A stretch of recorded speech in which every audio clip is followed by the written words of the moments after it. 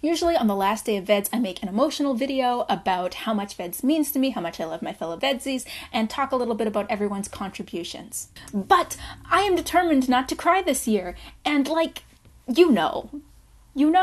And there is still one topic I have not yet talked about: Doctor Who!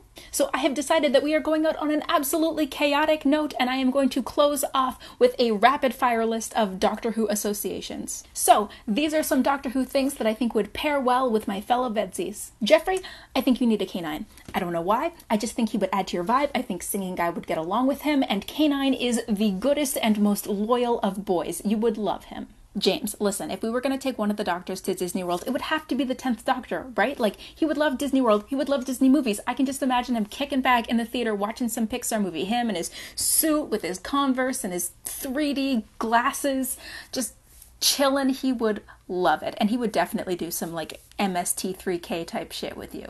Caleb, I was thinking about Doctor Who companions that I think you would get along with, and two came to mind. First, Aramem. She's an Egyptian pharaoh that traveled with the 5th Doctor and Perry. She is incredibly curious. She believes in fair and open public discourse, and she is so funny. The second is Bernice Summerfield, or Benny to her friends, a time-traveling archaeologist with a dry wit who shares your interest in mythology. Graham, if there's one person I know who would enjoy traveling with the 1st Doctor, it is you, history boy.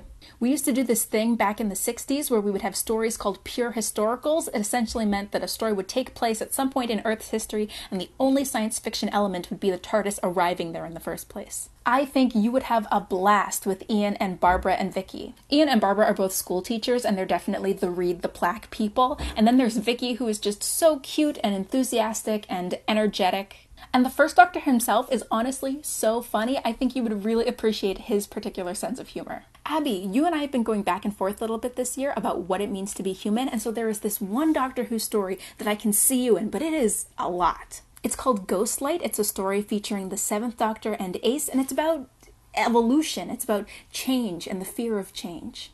Now, the 7th Doctor is one of the Doctor's darkest incarnations. He can be manipulative at times and lose sight of people for the sake of the universe, but he is still the Doctor. He is still clever and philosophical and trying to do the right thing, even if it means that he hurts people along the way. But you and Ace, I think you would get along if Ace was ever able to let her bravado down for a second. She's just a girl trying to figure out who she is, but she is a fierce and loyal friend. She is brave. She's the only person I know who has taken on a Dalek with a baseball bat. To be fair, it was a very special baseball bat. Tessa, now people may think that Doctor Who has never done a musical episode, but that's not true. The audio dramas have actually done a couple musical episodes. One of them was called Doctor Who and the Pirates, which was sort of a Pirates of Penzance send-up, and it's wonderful, but it's also one of the most heartbreaking stories that they've ever produced. So if I was going to put you in a musical Doctor Who story, I would put you in the Companion Chronicles story, The Scorchies, with Joe Grant. Joe Grant is basically my favorite Doctor Who companion of all time, and the Scorchies are basically